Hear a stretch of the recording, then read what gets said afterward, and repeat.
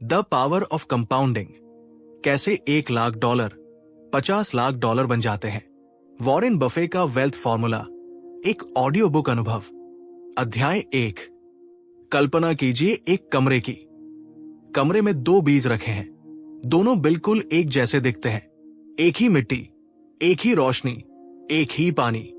लेकिन एक बीज को आज बोया जाता है, दूसरे को 20 साल बाद। 20 साल बाद जब आप दोनों पेड़ों को देखेंगे तो एक पेड़ इतना विशाल होगा कि उसकी छाया पूरे मैदान को ढक लेगी, और दूसरा पेड़ अभी बस एक छोटा सा पौधा होगा जो अभी अभी जमीन से बाहर झांका है। फर्क बीज का नहीं था, फर्क समय का था। यही कहानी है पैसे की, यही कहानी है दौलत की, और यही कहानी है उस आदमी की जिसने इस सच को इतनी गहराई से समझा कि दुनिया उसे आज ओमाहा का जादूगर कहती है। Warren Buffett. आप में से बहुत से लोग सोचते होंगे कि अमीर बनने के लिए बहुत ज्यादा पैसा चाहिए, कि अमीर बनने के लिए कोई खास किस्मत चाहिए, कोई खास मौका चाहिए, या फिर कोई ऐसा राज जो सिर्फ कुछ चुनिंदा लोगों को पता है। लेकिन सच्चाई इससे बिल्कुल अलग है। सच्चाई यह है कि दुनिया के सबसे बड़े निवेशक की पूरी दौलत का करीब 99% हिस्सा उसकी 65वीं सालगिरह के बाद बना। सोचिए इस बात को। एक इंसान जो 70 साल से निवेश कर रहा था, जिसकी उम्र 90 से ज्यादा हो चुकी है, उसकी दौलत का लगभग पूरा हिस्सा आखिरी के कुछ दशकों में ही बना। ऐसा क्यों हुआ? क्योंकि पैसा किसी इंसान की तरह काम नहीं करता। पैसा धीरे धीरे नहीं बढ़ता। पैसा एक निश्चित उम्र के बाद अचानक फटने लगता है, बिल्कुल उस बर्फ के गोले की तरह जो पहाड़ की चोटी से लुढ़कना शुरू करता है, छोटा सा मुट्ठी भर बर्फ बनकर, और नीचे पहुंचते पहुंचते इतना विशाल हो जाता है कि रास्ते में आने वाली हर चीज को अपने साथ समेट लेता है। इस किताब में, इस ऑडियो बुक में हम उसी बर्फ के गोले की कहानी सुनेंगे। हम समझेंगे कि कैसे $1,00,000 बिना किसी चमत्कार के, बिना किसी जुए के, बिना किसी जोखिम भरे शॉर्टकट के, समय के साथ $50,00,000 में बदल सकते हैं। हम समझेंगे कि ये सिर्फ गणित नहीं है, ये एक मानसिकता है, ये एक अनुशासन है, ये एक जीवन जीने का तरीका है। अगर आप सोचते हैं कि ये ऑडियो बुक सिर्फ स्टॉक मार्केट के बारे में है, तो रुकिए। ये ऑडियो बुक इस बारे में है कि आप पैसे को कैसे देखते हैं। ये इस बारे में है कि आप समय को कैसे समझते हैं। ये इस बारे में है कि आप अपनी जिंदगी में धैर्य, अनुशासन और निरंतरता को कैसे जगह देते हैं। क्योंकि सच ये है, जो व्यक्ति समय की ताकत को समझ लेता है, वो पैसे का मालिक बन जाता है, और जो व्यक्ति इस सच को नजरअंदाज करता है, वो हमेशा पैसे का गुलाम बना रहता है। आइए इस सफर की शुरुआत करते हैं, एक ऐसे सफर की जो आपको एक छोटे से शहर ओमाहा की गलियों से लेकर दुनिया के सबसे बड़े निवेश साम्राज्यों तक ले जाएगा। एक ऐसा सफर जो आपकी सोच को हमेशा के लिए बदल सकता है। क्योंकि दौलत का असली राज किसी तिजोरी में बंद नहीं है, ये राज समय में छुपा है, और आज हम उस राज को खोलने जा रहे हैं। अध्याय 2, कंपाउंडिंग है क्या? आइए एक साधारण सी कहानी से शुरुआत करते हैं। मान लीजिए कोई आपसे कहे, मैं तुम्हें एक महीने के लिए 2 विकल्प देता हूं। पहला विकल्प, मैं तुम्हें आज 10 लाख रुपए दूं। दूसरा विकल्प, मैं तुम्हें आज सिर्फ $1 दूं, लेकिन हर दिन वो रुपया दोगुना होता जाएगा, पूरे 30 दिनों तक। तुम कौन सा विकल्प चुनोगे? ज्यादातर लोग बिना सोचे पहला विकल्प चुन लेते हैं। 10 लाख रुपए आज के आज। ये बात ज्यादा आकर्षक लगती है। $1 कौन सा बड़ा फायदा देगा? लेकिन अगर आप गणित करें तो पहले दिन $1, दूसरे दिन $2, तीसरे दिन $4। पहले हफ्ते के अंत तक ये रकम सिर्फ ₹64 होती है। बहुत मामूली लगती है, लेकिन 30वें दिन वो $1 50 करोड़ रुपए से भी ज्यादा बन चुका होता है। यही है कंपाउंडिंग की असली ताकत। शुरुआत में ये इतनी धीमी लगती है कि लोग उसे नजरअंदाज कर देते हैं, लेकिन एक निश्चित बिंदु के बाद ये इतनी तेजी से बढ़ती है कि इंसान का दिमाग उसे समझ ही नहीं पाता। कंपाउंडिंग को समझने का सबसे आसान तरीका है इसकी तुलना साधारण ब्याज से करना। जब आप बैंक में पैसा रखते हैं और आपको साधारण ब्याज मिलता है, तो हर साल आपको सिर्फ आपकी मूल रकम पर ब्याज मिलता है। लेकिन जब आपका पैसा चक्रवृद्धि ब्याज से बढ़ता है, यानी कंपाउंड इंटरेस्ट से, तो हर साल आपको सिर्फ मूल रकम पर नहीं, बल्कि मूल रकम और उस पर पहले मिले ब्याज, दोनों पर मिलकर ब्याज मिलता है। यानी आपका पैसा आपके पैसे के लिए काम करना शुरू कर देता है और फिर वो कमाया हुआ पैसा खुद अपने लिए और पैसा कमाने लगता है। अल्बर्ट आइंस्टीन के बारे में एक मशहूर बात कही जाती है कि उन्होंने कंपाउंड इंटरेस्ट को दुनिया का 8वां अजूबा कहा था। चाहे ये बात सच में उन्होंने कही हो या नहीं, लेकिन ये विचार बिल्कुल सही है, क्योंकि कंपाउंडिंग एक ऐसी शक्ति है जो बिना आपकी मेहनत के, बिना आपके किसी अतिरिक्त प्रयास के अपने आप बढ़ती रहती है। बस शर्त इतनी है कि आप इसे समय दें और इसे बीच में रोके नहीं। अब सवाल ये उठता है, अगर कंपाउंडिंग इतनी शक्तिशाली है तो ज्यादातर लोग इसका फायदा क्यों नहीं उठा पाते? इसका जवाब इंसानी स्वभाव में छुपा है। हम इंसान तुरंत नतीजे चाहते हैं। हमारा दिमाग इस तरह से बना है कि वो आज की खुशी को कल के बड़े फायदे से ज्यादा तरजीह देता है। इसे व्यवहार अर्थशास्त्र में प्रेजेंट बायस कहा जाता है, यानी वर्तमान की तरफ झुकाव। जब कंपाउंडिंग शुरू होती है तो पहले कुछ साल बहुत उबाऊ लगते हैं। पैसा बहुत धीरे धीरे बढ़ता है। 1 लाख रुपए पहले साल में शायद 8 या 10 हजार रुपए ही बढ़े। ये देखकर बहुत से लोग निराश हो जाते हैं। वे सोचते हैं, इतनी धीमी रफ्तार से तो मैं कभी अमीर नहीं बन पाऊंगा, और वे बीच में ही अपना पैसा निकाल लेते हैं या कोई जल्दी अमीर बनाने वाली स्कीम के पीछे भाग जाते हैं। लेकिन असली खेल उन शुरुआती सालों में नहीं होता।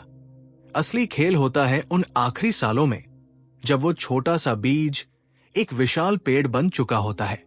यही वजह है कि वॉरेन बफे हमेशा कहते रहे हैं कि निवेश करने का सबसे अच्छा समय आज है, न कि कल, क्योंकि हर दिन जो आप देरी करते हैं वो दिन आपकी कंपाउंडिंग की यात्रा से हमेशा के लिए खो जाता है। अब हम आगे बढ़ेंगे उस इंसान की कहानी की ओर जिसने इस सिद्धांत को अपने पूरे जीवन का आधार बना लिया। एक ऐसा इंसान जिसने 11 साल की उम्र में अपना पहला शेयर खरीदा और फिर अगले 8 दशकों तक कभी इस रास्ते से नहीं भटका। अध्याय 3, वॉरेन बफे की यात्रा। तस्वीर कल्पना कीजिए, साल है 1930। जगह है अमेरिका का एक शांत सा शहर ओमाहा, नेब्रास्का। पूरी दुनिया उस वक्त एक भयानक आर्थिक मंदी से गुजर रही थी। बैंक बंद हो रहे थे, लोग अपनी जमा पूंजी खो रहे थे, नौकरियां जा रही थी, और ऐसे ही एक माहौल में एक बच्चे का जन्म होता है, वॉरेन एडवर्ड बफे। उनके पिता एक स्टॉक ब्रोकर थे, यानी शेयर बाजार से जुड़े हुए थे।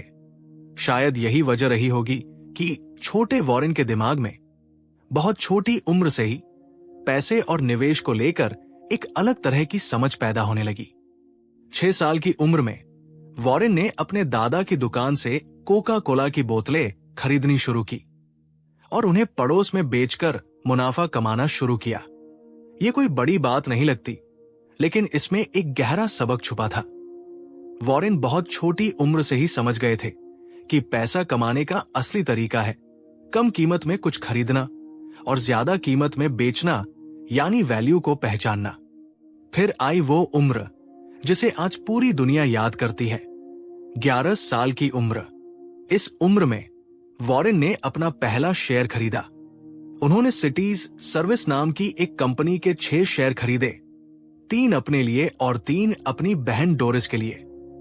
शुरुआत में शेयर की कीमत गिर गई और वॉरेन बहुत घबरा गए, लेकिन जब कीमत थोड़ी ऊपर गई तो उन्होंने जल्दी में शेयर बेच दिए और थोड़ा सा मुनाफा कमा लिया। लेकिन कुछ समय बाद उसी शेयर की कीमत आसमान छूने लगी। वॉरेन ने अगर वो शेयर थोड़ा और समय तक अपने पास रखा होता तो उनका मुनाफा कई गुना ज्यादा होता। ये घटना इस पूरी कहानी की सबसे बड़ी सीख बन गई। जल्दबाजी में लिया गया फैसला अक्सर लंबे समय के फायदे को खत्म कर देता है, और यहीं से वॉरेन ने सीखा कि धैर्य निवेश की दुनिया में सबसे बड़ा हथियार है। आगे चलकर वॉरेन ने पेंसिल्वेनिया यूनिवर्सिटी में पढ़ाई शुरू की, फिर नेब्रास्का यूनिवर्सिटी से स्नातक किया और फिर वे कोलंबिया बिजनेस स्कूल पहुंचे। यहीं पर उनकी मुलाकात हुई एक ऐसे इंसान से जिसने उनकी पूरी सोच को हमेशा के लिए बदल दिया, बेंजामिन ग्राहम। बेंजामिन ग्राहम को वैल्यू इन्वेस्टिंग का जनक कहा जाता है। उनका सिद्धांत बहुत सीधा था। बाजार हमेशा तर्कसंगत नहीं होता। कभी कभी बाजार किसी कंपनी की कीमत को उसकी असली वैल्यू से बहुत कम आंकता है और कभी कभी बहुत ज्यादा। एक समझदार निवेशक का काम है उन कंपनियों को ढूंढना जिनकी असली वैल्यू उनकी बाजार कीमत से ज्यादा है और फिर उनमें निवेश करके धैर्य रखना जब तक बाजार खुद इस फर्क को न पहचान ले। वॉरेन ने इस सिद्धांत को अपने भीतर इतनी गहराई से उतार लिया कि यही उनकी पूरी निवेश यात्रा की नींव बन गया। पढ़ाई पूरी करने के बाद वॉरेन ने अपने करियर की शुरुआत की और 1956 में महज 28 साल की उम्र में उन्होंने अपनी खुद की निवेश पार्टनरशिप शुरू की, सिर्फ $105 की अपनी पूंजी के साथ। धीरे धीरे उनके परिवार, दोस्तों और परिचितों ने उन पर भरोसा जताना शुरू किया और उन्हें अपना पैसा निवेश करने के लिए दिया। अगले 13 सालों में वॉरेन ने इस पार्टनरशिप को इतनी शानदार तरीके से चलाया कि उनकी औसत सालाना बढ़ोतरी बाजार के औसत से कहीं ज्यादा रही और यहीं से शुरू हुई वो यात्रा जो आगे चलकर उन्हें बर्कशायर हैथवे नाम की कंपनी तक ले गई। बर्कशायर हैथवे दरअसल शुरुआत में एक टेक्सटाइल कंपनी थी, यानी कपड़ा बनाने वाली कंपनी। वॉरेन ने इस कंपनी में निवेश करना शुरू किया और धीरे धीरे इसका पूरा नियंत्रण अपने हाथ में ले लिया। लेकिन टेक्सटाइल का व्यापार धीरे धीरे कमजोर पड़ने लगा और वॉरेन ने एक बहुत बड़ा फैसला लिया। उन्होंने बर्कशायर को एक निवेश कंपनी में बदल दिया। यहीं से शुरू हुआ वो सफर जिसने वॉरेन बफे को दुनिया के सबसे सफल निवेशकों में से एक बना दिया। उन्होंने Coca Cola, American Express, GEICO insurance और आगे चलकर एप्पल जैसी कंपनियों में निवेश किया और हर बार उनका फॉर्मूला एक जैसा रहा। अच्छी कंपनियों को ढूंढो, उनकी असली वैल्यू को समझो, उचित कीमत पर उनमें निवेश करो और फिर धैर्य के साथ सालों साल उन्हें अपने पास रखो।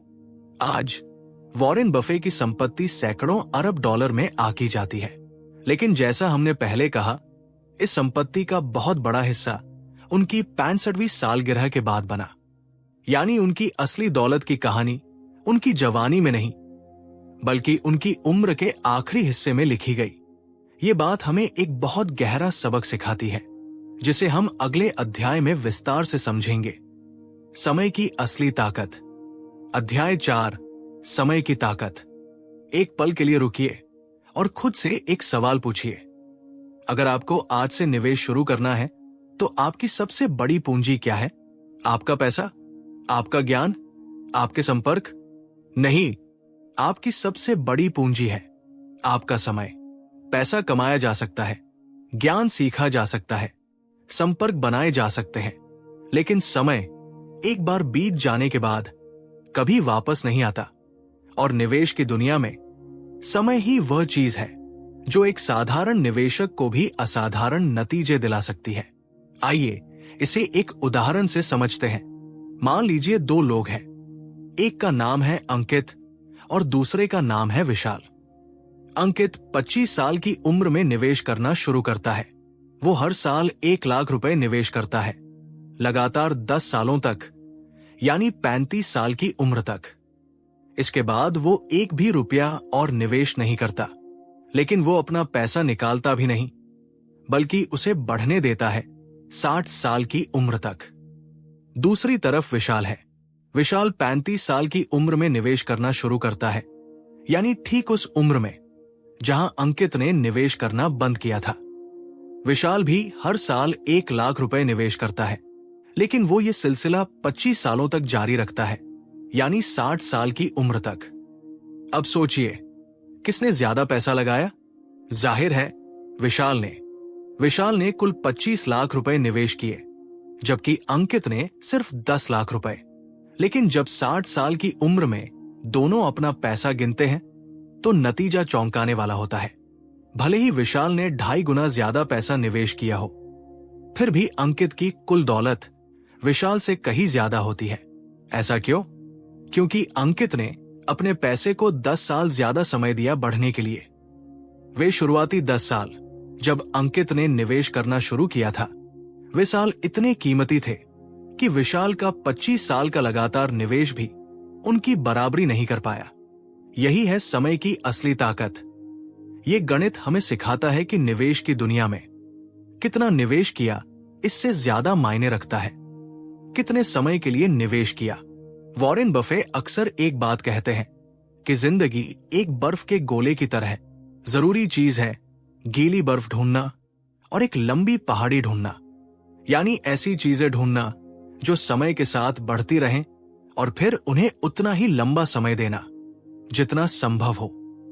यही वजह है कि निवेश की दुनिया में एक बहुत मशहूर कहावत है, समय बाजार में लगाना जरूरी है, बाजार का समय पकड़ना नहीं। यानी ये कोशिश करना कि कब बाजार ऊपर जाएगा और कब नीचे, ये एक बेकार की कोशिश है। असली समझदारी इसमें है कि आप बाजार में बने रहें लंबे समय तक, बिना घबराए, बिना बीच में पैसा निकाले। लेकिन यहां एक गहरा सवाल उठता है, अगर समय इतना जरूरी है तो लोग जल्दी निवेश शुरू क्यों नहीं करते? इसका जवाब है, हमारा दिमाग भविष्य को उतनी गंभीरता से नहीं लेता जितनी गंभीरता से वो वर्तमान को लेता है। 20 साल की उम्र में 60 साल की उम्र बहुत दूर लगती है। 30 साल की उम्र में रिटायरमेंट एक सपना लगता है, हकीकत नहीं। और यही सोच लोगों को निवेश शुरू करने में देरी करवाती है। लेकिन याद रखिए, कंपाउंडिंग किसी की उम्र नहीं देखती, वो सिर्फ समय देखती है।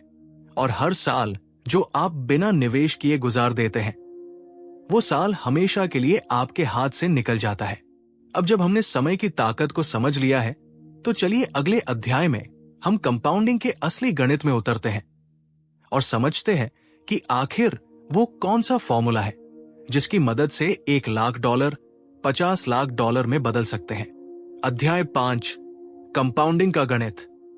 गणित शब्द सुनते ही बहुत से लोग घबरा जाते हैं, लेकिन चिंता मत कीजिए, हम यहां कोई जटिल फॉर्मूला नहीं सीखेंगे। हम सिर्फ ये समझेंगे कि कंपाउंडिंग की दुनिया में कुछ बहुत सरल सिद्धांत होते हैं जिन्हें समझ लेने के बाद पूरी तस्वीर साफ हो जाती है।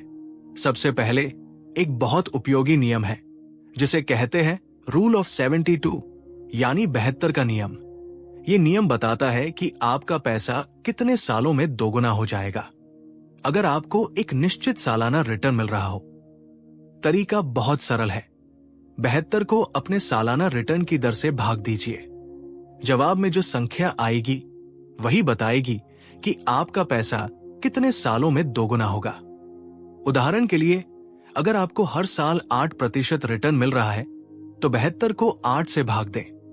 जवाब आएगा 9, यानी आपका पैसा 9 सालों में दोगुना हो जाएगा। अगर आपको 10% रिटर्न मिल रहा है तो 72 को 10 से भाग दें। जवाब आएगा 7.2, यानी लगभग 7 साल में आपका पैसा दोगुना हो जाएगा। अब यहीं से खेल दिलचस्प हो जाता है, क्योंकि दोगुना होना सिर्फ एक बार नहीं होता, ये बार बार होता रहता है जब तक आप अपना पैसा निवेशित रखते हैं। मान लीजिए आपके पास $1,00,000 है और आपको हर साल 10% का औसत रिटर्न मिलता है। 7 साल बाद आपका पैसा $2,00,000 हो जाएगा। अगले 7 साल बाद, यानी 14 साल बाद, ये $4,00,000 हो जाएगा। 21 साल बाद ये $8,00,000 हो जाएगा। 28 साल बाद ये $16,00,000 हो जाएगा और 35 साल बाद ये $32,00,000 हो जाएगा। देखिए इस पैटर्न को। शुरुआत में बढ़ोतरी बहुत धीमी लगती है। 1,00,000 से 2,00,000 होने में 7 साल लगे, लेकिन अंत में सिर्फ 7 सालों में 16,00,000 से 32,00,000 हो गए, यानी $16,00,000 की बढ़ोतरी सिर्फ 7 सालों में। यही है कंपाउंडिंग की असली प्रकृति। ये एक सीधी रेखा में नहीं बढ़ती, ये एक ऐसे वक्र में बढ़ती है जो शुरुआत में लगभग सपाट दिखता है, लेकिन अंत में एकदम खड़ी दीवार की तरह ऊपर उठ जाता है। अब आइए इसमें एक और तत्व जोड़ते हैं, नियमित निवेश। अगर आप सिर्फ एक बार पैसा निवेश करके छोड़ नहीं देते, बल्कि हर महीने या हर साल थोड़ा थोड़ा पैसा और जोड़ते रहते हैं, तो ये बढ़ोतरी और भी तेज हो जाती है। इसे वित्तीय भाषा में सिस्टमेटिक इन्वेस्टमेंट कहा जाता है। सोचिए, अगर आप $1,00,000 की शुरुआती पूंजी के साथ हर साल $10,000 और जोड़ते हैं 10% के औसत रिटर्न पर, तो 30 सालों बाद आपकी कुल दौलत सिर्फ शुरुआती पूंजी को बढ़ाने से कहीं ज्यादा हो जाएगी। यहां एक बहुत जरूरी बात समझनी है। इस पूरे गणित में 3 चीजों की भूमिका होती है। पहली, आपकी शुरुआती पूंजी। दूसरी, आपका सालाना रिटर्न।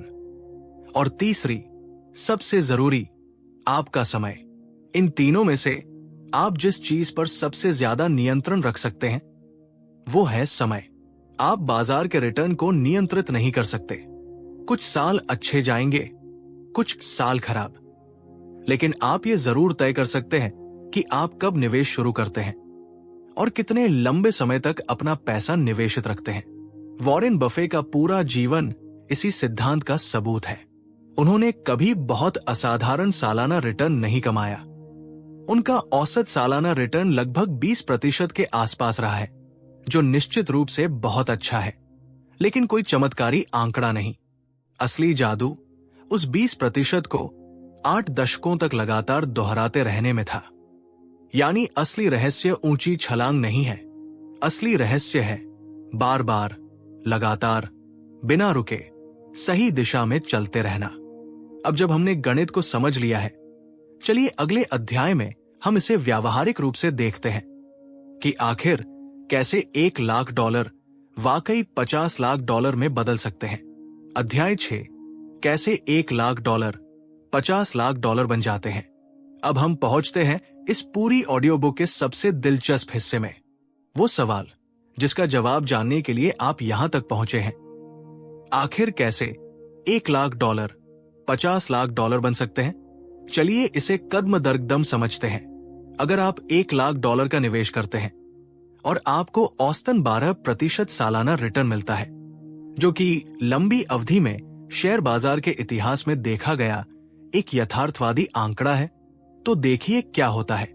10 साल बाद आपका $1,00,000 लगभग $3,10,000 हो जाएगा। 20 साल बाद ये लगभग $9,60,000 हो जाएगा।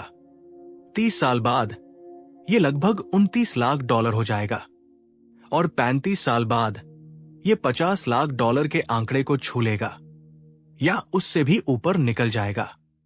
सोचिए इस बात को, सिर्फ एक बार का निवेश $1,00,000 बिना कोई अतिरिक्त पैसा जोड़े सिर्फ 35 सालों में 50 गुना बढ़ जाता है। लेकिन यहां एक जरूरी बात समझनी है, ये 35 साल कोई जादू की छड़ी नहीं है। ये 35 साल है धैर्य के, अनुशासन के और सबसे जरूरी, बीच में न घबराने के। इन 35 सालों में बाजार कई बार गिरेगा। शायद 2008 जैसी कोई बड़ी मंदी आएगी, शायद कोई महामारी आएगी जैसे 2020 में आई थी, शायद युद्ध होंगे, राजनीतिक उथल पुथल होगी, महंगाई बढ़ेगी और हर बार खबरें डरावनी होंगी। हर बार टीवी पर विशेषज्ञ चिल्लाकर कहेंगे कि ये बार अलग है, ये मंदी कभी खत्म नहीं होगी, बाजार से पैसा निकाल लो। लेकिन जो निवेशक इन आवाजों को नजरअंदाज करता है, जो अपने निवेश को बीच में नहीं छूता और अपना सफर जारी रखता है, वही अंत में इस $50,00,000 के आंकड़े तक पहुंच पाता है। अब आइए इसमें एक और परत जोड़ते हैं, नियमित निवेश की। मान लीजिए आप सिर्फ $1,00,000 की शुरुआती रकम नहीं लगाते, बल्कि हर महीने कुछ अतिरिक्त पैसा भी जोड़ते रहते हैं, चाहे वो $500 हो या $1,000। इससे क्या फर्क पड़ता है? फर्क बहुत बड़ा पड़ता है, क्योंकि हर नया डॉलर जो आप निवेश करते हैं उसे भी वही कंपाउंडिंग का फायदा मिलना शुरू हो जाता है। यानी आप सिर्फ एक बर्फ का गोला नहीं बना रहे, आप लगातार नए नए छोटे बर्फ के गोले जोड़ रहे हैं, जो खुद भी बड़े होते जा रहे हैं। अगर आप $1,00,000 की शुरुआती रकम के साथ साथ हर महीने $500 भी जोड़ते रहें 12% के औसत रिटर्न पर, तो 35 साल बाद आपकी कुल दौलत $50 लाख से कहीं ज्यादा, शायद 75 से $80 लाख के आसपास पहुंच सकती है। यहां वॉरेन बफे का एक बहुत गहरा सिद्धांत काम आता है, जिसे वे अक्सर दोहराते हैं। निवेश में सबसे बड़ी गलती है अच्छी चीजों को बहुत जल्दी बेच देना। बफे का मानना है कि अगर आपने किसी अच्छी कंपनी में निवेश किया है तो उसे बेचने की कोई जरूरत नहीं, जब तक कि उस कंपनी की बुनियादी सेहत खराब न हो जाए। सिर्फ बाजार में उतार चढ़ाव देखकर घबरा जाना और अपना निवेश बेच देना कंपाउंडिंग की पूरी प्रक्रिया को बीच में ही रोक देता है। एक और जरूरी बात जो इस पूरे गणित को समझने के लिए जरूरी है, टैक्स और महंगाई का असर। असल दुनिया में आपके निवेश पर टैक्स भी लगेगा और महंगाई भी आपके पैसे की असली कीमत को थोड़ा कम करेगी। इसलिए जरूरी है कि आप ऐसे निवेश माध्यम चुनें जो टैक्स के मामले में कुशल हों और लंबी अवधि में महंगाई को मात दे सकें। जैसे शेयर बाजार में निवेश, जो ऐतिहासिक रूप से महंगाई से कहीं ज्यादा रिटर्न देता आया है। तो अगर हम इस पूरे अध्याय को एक वाक्य में समेटें तो वो ये होगा, $1,00,000 $50 लाख में तभी बदलते हैं जब आप उन्हें समय देते हैं, उन्हें बीच में छेड़ते नहीं और लगातार अनुशासन के साथ उनमें और जोड़ते रहते हैं। ये कोई जादू नहीं है, ये सिर्फ गणित है और धैर्य है। अध्याय 7, वे गलतियां जो दौलत को तबाह कर देती है। अब तक हमने समझा कि कंपाउंडिंग कैसे दौलत बनाती है, लेकिन उतना ही जरूरी है ये समझना कि कौन सी गलतियां इसी कंपाउंडिंग को बीच में ही तोड़ देती है। क्योंकि दौलत बनाने से कहीं ज्यादा मुश्किल है दौलत को टिकाए रखना। पहली और सबसे बड़ी गलती है बार बार खरीदना और बेचना। जब लोग बाजार में हर छोटी हलचल पर प्रतिक्रिया देते हैं, जब वे कीमत थोड़ी बढ़ते ही मुनाफा बुक कर लेते हैं या कीमत थोड़ी गिरते ही घबराकर बेच देते हैं, तो वे असल में कंपाउंडिंग के इंजन को बार बार बंद और चालू करते रहते हैं। और कोई भी इंजन बार बार रुकने और चलने से अपनी पूरी ताकत कभी नहीं दिखा पाता। वॉरेन बफे का एक बहुत मशहूर विचार है कि शेयर बाजार बेचैन लोगों से पैसा लेकर धैर्यवान लोगों को दे देता है। ये बात सुनने में कठोर लगती है, लेकिन यही निवेश की दुनिया की सच्चाई है। दूसरी बड़ी गलती है भीड़ का पीछा करना। जब कोई खास सेक्टर, कोई खास स्टॉक या कोई खास एसेट क्लास चर्चा में आता है, तो लोग बिना पूरी समझ के सिर्फ इसलिए उसमें पैसा लगा देते हैं क्योंकि सब लोग लगा रहे हैं। ये मानसिकता इतिहास में कई बार लोगों को बर्बाद कर चुकी है, चाहे वो .com बुलबुला हो या हाल के सालों में देखे गए कुछ सट्टेबाजी वाले चलन। तीसरी गलती है कर्ज लेकर निवेश करना, यानी बहुत ज्यादा लिवरेज का इस्तेमाल करना। थोड़ा कर्ज समझदारी से इस्तेमाल किया जाए तो फायदेमंद हो सकता है, लेकिन जब लोग सिर्फ जल्दी अमीर बनने के लालच में बहुत ज्यादा कर्ज लेकर बड़ा दाव खेलते हैं, तो एक भी गलत फैसला उनकी पूरी पूंजी को मिटा सकता है। बफे हमेशा कहते हैं कि उन्होंने कभी अपनी नींद की कीमत पर पैसा नहीं कमाया। चौथी गलती है विविधता की कमी, यानी सारा पैसा एक ही जगह लगा देना। भले ही आपको कोई कंपनी कितनी भी अच्छी क्यों न लगे, अपनी पूरी पूंजी सिर्फ एक जगह लगा देना बहुत जोखिम भरा होता है। समझदार निवेशक अपने अंडे अलग अलग टोकरियों में रखते हैं ताकि अगर एक टोकरी गिर भी जाए तो पूरी दौलत खत्म न हो। पांचवी गलती है जीवन शैली का लगातार बढ़ते रहना। जैसे जैसे इंसान की कमाई बढ़ती है, वैसे वैसे उसका खर्च भी बढ़ता जाता है। इसे लाइफस्टाइल इन्फ्लेशन कहा जाता है। और जब खर्च कमाई के साथ साथ बढ़ता रहता है, तो निवेश के लिए कभी कुछ बचता ही नहीं। दौलत बनाने का सबसे बड़ा राज है अपनी कमाई का एक हिस्सा हमेशा, हर हालत में सबसे पहले निवेश के लिए अलग रखना, न कि जो बचे उसे निवेश करना। छठी गलती है भावनाओं के आधार पर फैसले लेना।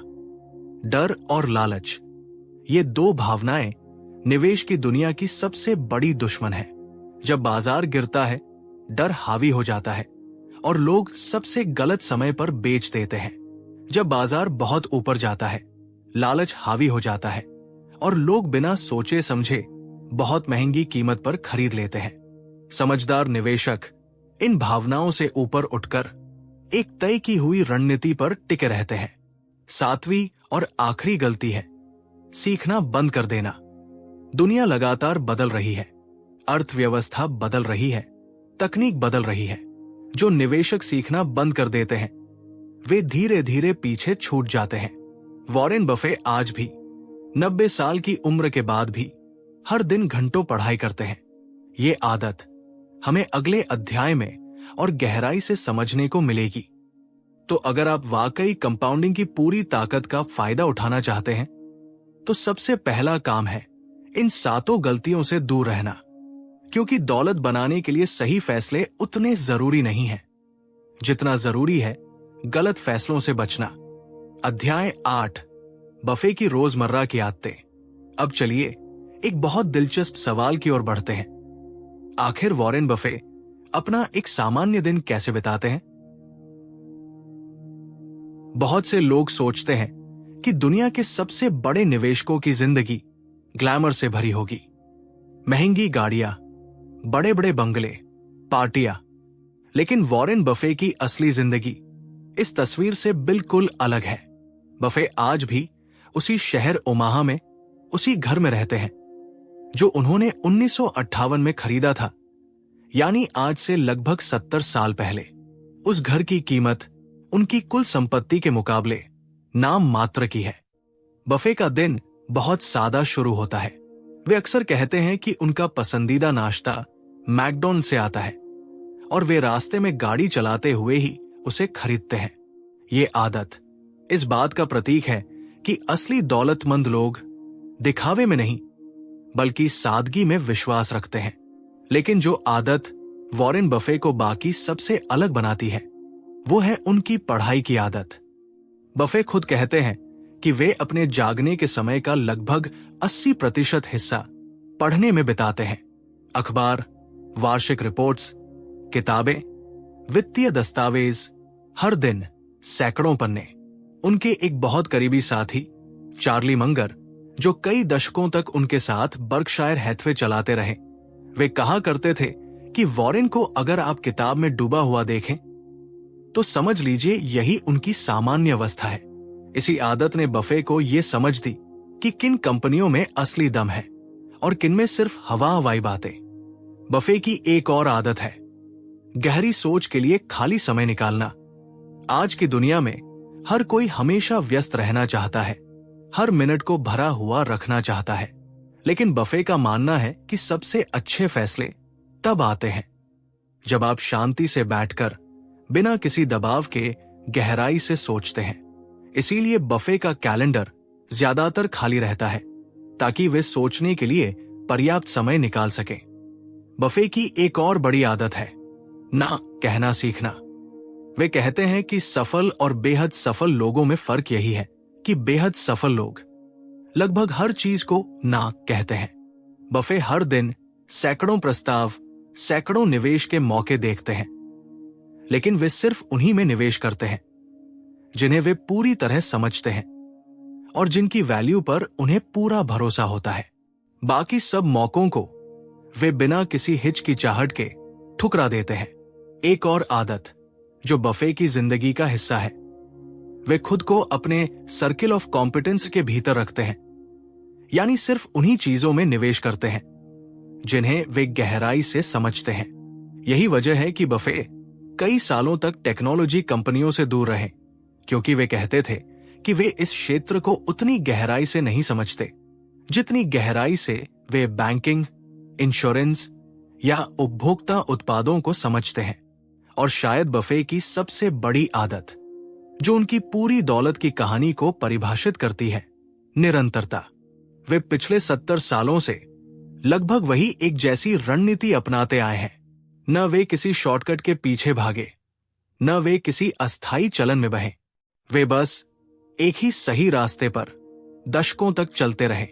यही वजह है कि आज जब हम कंपाउंडिंग की बात करते हैं तो वॉरेन बफे का नाम अपने आप हमारी जुबान पर आ जाता है, क्योंकि उनकी जिंदगी खुद कंपाउंडिंग की सबसे बड़ी मिसाल है।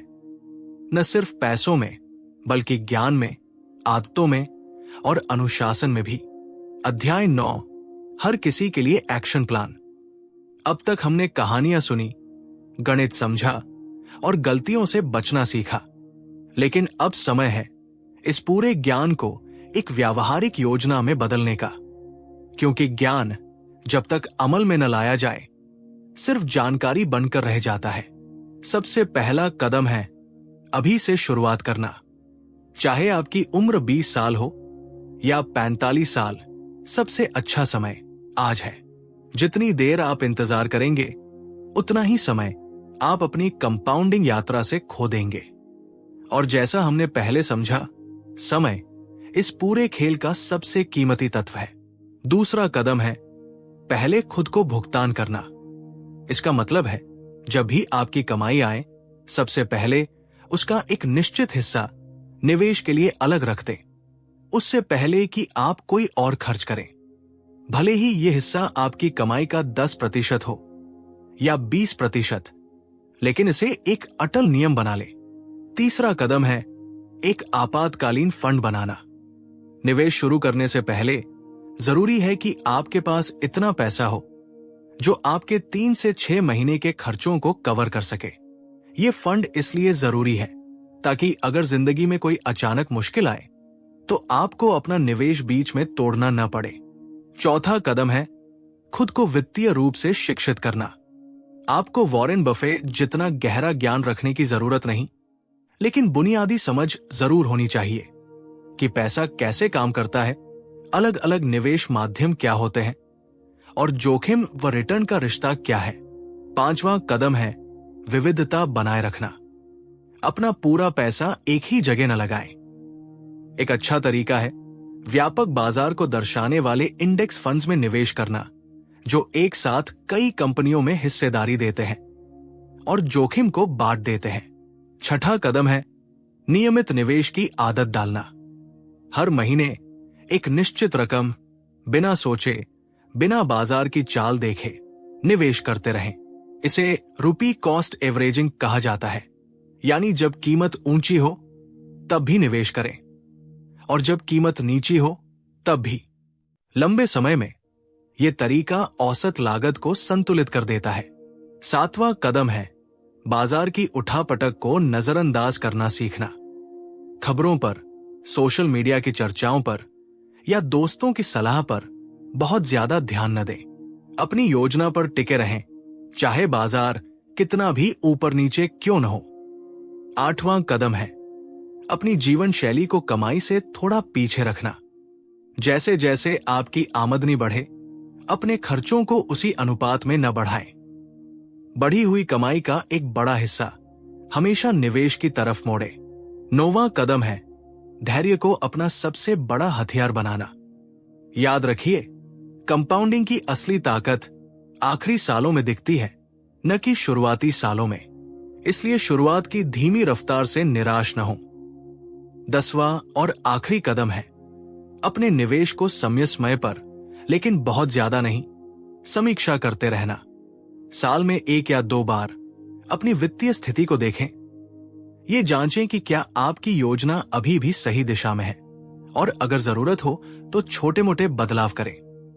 लेकिन हर हफ्ते या हर दिन अपना पोर्टफोलियो देखना सिर्फ अनावश्यक चिंता को जन्म देता है। अगर आप इन 10 कदमों को अपनी जिंदगी का हिस्सा बना लेते हैं तो आप भी अपने स्तर पर वही कंपाउंडिंग यात्रा शुरू कर सकते हैं जिसने वॉरेन बफे को दुनिया का सबसे सफल निवेशक बनाया। अध्याय 10, निष्कर्ष और प्रेरणा। हम इस सफर के अंत में पहुंच चुके हैं, लेकिन असल में यह किसी का अंत नहीं है। यह सिर्फ एक शुरुआत है, आपकी अपनी कंपाउंडिंग यात्रा की शुरुआत। हमने इस ऑडियो बुक में जो कुछ भी सीखा उसे अगर एक वाक्य में समेटना हो तो वो ये होगा: दौलत किस्मत से नहीं बनती। दौलत समय, धैर्य और अनुशासन के मेल से बनती है। वॉरेन बफे की कहानी हमें ये सिखाती है कि आपको दुनिया का सबसे होशियार इंसान बनने की जरूरत नहीं है।